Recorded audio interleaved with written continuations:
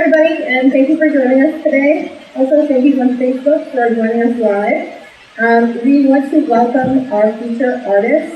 His name is Jonathan Malek, and he is a self-taught nature and landscape photographer. He travels all over to create a beautiful landscape here in our very own gallery. And for this exhibition, we have quite a full house here, and I'm sure online as well. And I want to introduce him here today and welcome him to our beautiful gallery and to this beautiful rainy day that I'm glad he's inside for.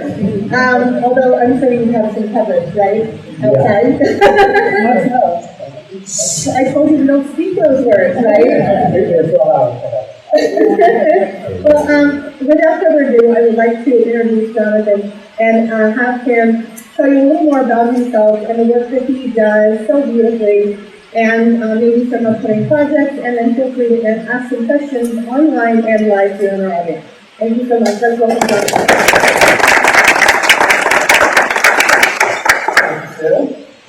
Thanks so much for being here. It's so cool. I'm blown away to be able to be here at my hometown art center. So a little bit about me. I grew up here. When I mean here, I mean almost literally right here. I walked about 100 yards from my parents' house to North Midway. This is local. I think our first sale at the art center here was a glass of lemonade. I was in 4th grade. We had a lemonade stand across the street for the art festival. My next one, I believe, was probably a sub when I worked at Coach Plymouth Film Paper. So extensive sewing experience.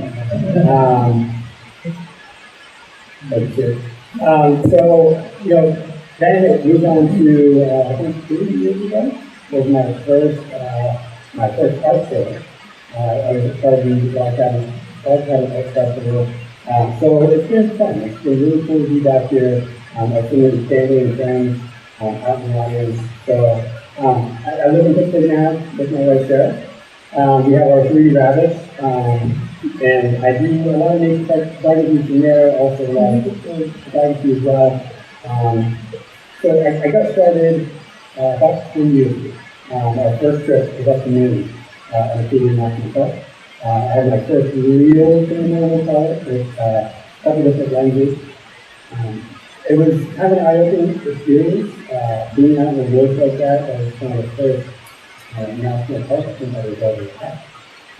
So it was super exciting, really inspired them. And 10 years later, that's what really kind of started everything. I started traveling around the country on vacations, for work, for different things like that. And throughout that, I started to realize what I liked to do. I come back with a bunch of photos, and despite the ones I didn't like, I started to really think about the ones that I did like.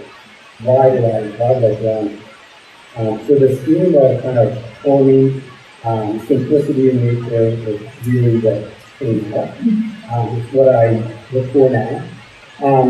Living in the city, we're surrounded by a lot of man-made things. We're looking at our phones all the time. We're getting in the car, we're going through traffic, or going to our job. So for me, nature is just a bit of an escape. It's an opportunity to unplug, to use a different side of my brain, to think about things I don't normally do. So for me, that's where I focus a lot of my energy and attention. This whole gallery focuses on, there's a lot of clean lines, there's a lot of negative space in the photos.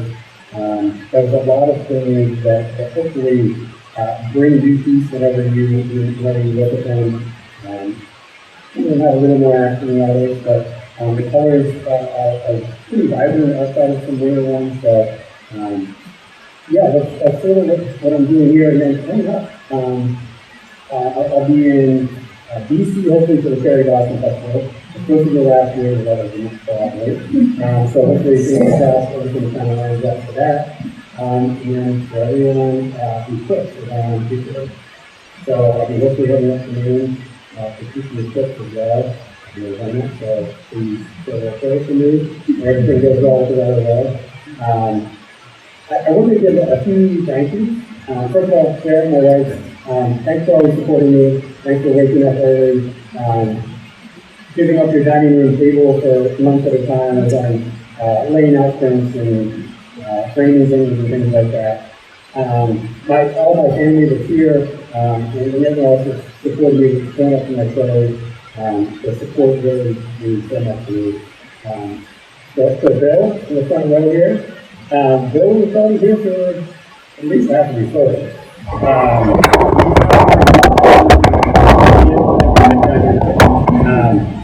There's some of my favorite photos of these on-fire places, and then Bill is actually sleeping in the car while I'm out there. So I'm missing a lot, but we'll give him a friend so he can do it. My Aunt Chris isn't here, but she was informative in my artistic life. She's a phenomenal artist and watched me pretty much since I was a kid. So she really got me into art. I started sketching just like her, and then did a whole bunch of other random things from woodworking with my dad, and old leaves and some eating. I tried. So, but I have no thanks for that. I want to thank the staff here, Kate, Sue, Angela, Donnie, Matt, everyone who's helped kind of put this all together. It's a fantastic space. It's a fantastic community. So, thank you so much for the opportunity.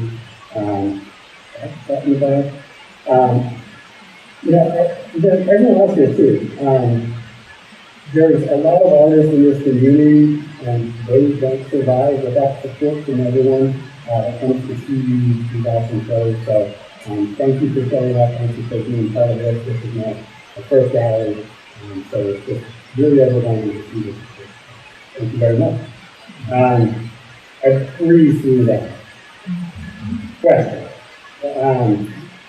So. All the places you go, you have to stay there. I don't have a favorite. Something completely different, even though it's all in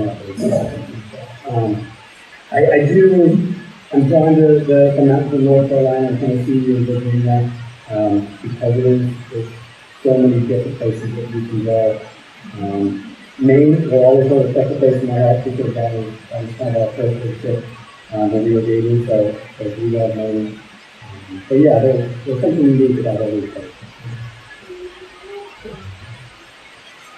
Do you have something in mind when you go to take it with you, or does it just like appear and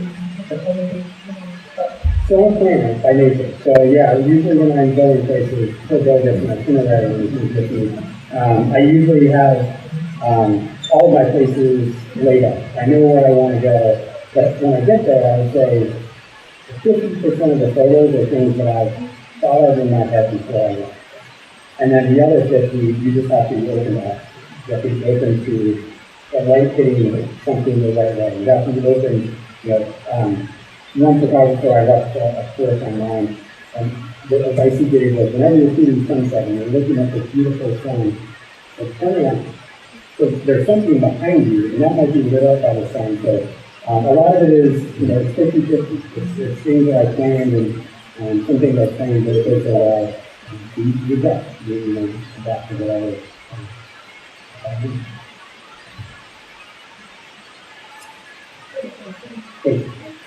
you already told me that you take a favorite photo. Do you have a favorite subject to photograph? Well, that's a good question. Yeah, they like your kids. You could say necessarily. I'm drawn to some mountains and forests, so there's a lot of green. That's why I like the mountains in North Carolina and Tennessee a lot. Colorado's been beautiful. So yeah, I think watercolor is exciting. It's a very broad category, but yeah, I'd say that sort of thing. I've done little asset quality, but not as cool as that. After you said clean lines, you said negative what? What's that aspect? Negative space? Yeah, so, I also shoot with a long run. So my goal out there is just trying to remove a lot of this stuff. I don't want the photo to be too busy. I want you to focus on the most important elements about the photo behind you. Has a lot of negative space to the top, so that you focus on the different layers of trees.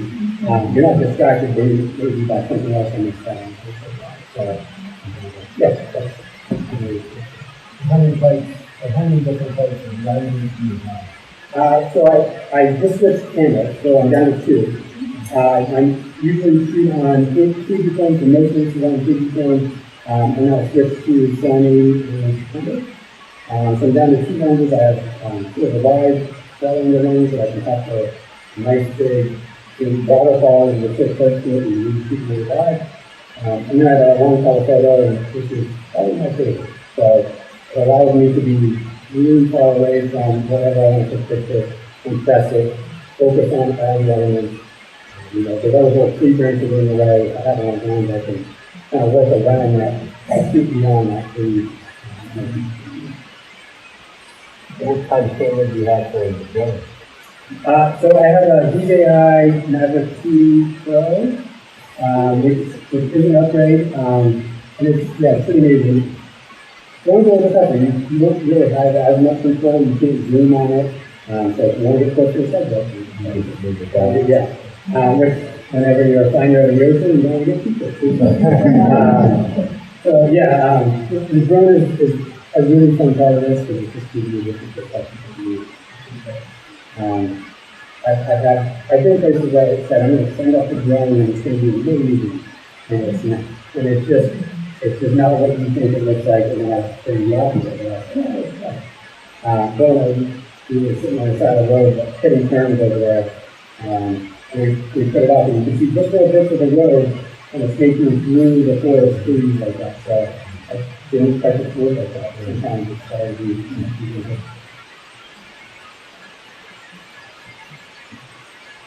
People talk about bucket list. What is one thing you would like to do? Okay. Yeah, I really want to see the northern lights. A lot of fun out there. Yeah, the northern lights are just a unique experience that when you have to be in certain places in the world, it's not accessible. It's a lot of work to get through, but that kind of stuff is the challenge of it.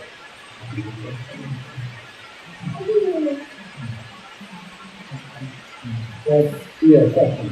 Yeah. Who wants to know if we live far away from you, we can't get to a show, will we be able to focus on language or will we be taking a Wanderlust? Yes. So Sue has done a great job. Got a website that's going to be up. You can put this new print here, which is very exciting. I have my own social media website as well for things that might not be in the diary.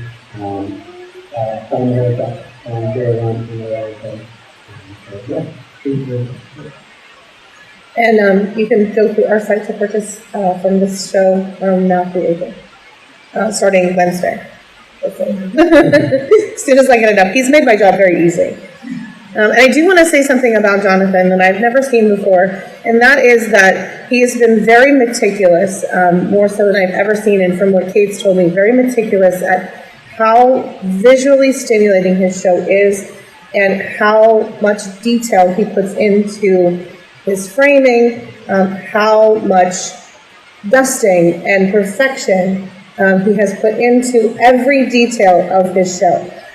He spent hours yesterday cleaning and meticulously pulling out and putting in and redetailing and shining up and polishing every single photo you see in this room. So I think that says a lot about how much he appreciates and loves what he's presenting to you.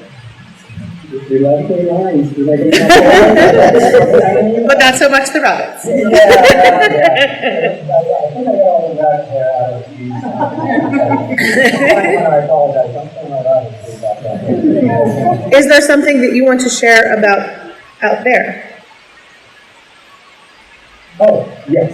So I do have some cash and carry items, but they're not framed, they're smaller prints, a little bit easier, a little bit more accessible to please take a look. They are all of the same photos, of the ones each one is here. And those you can take home with you today if you were to purchase those. Nothing. I think you did a wonderful job. Let's give Mr. Jonathan a round of applause.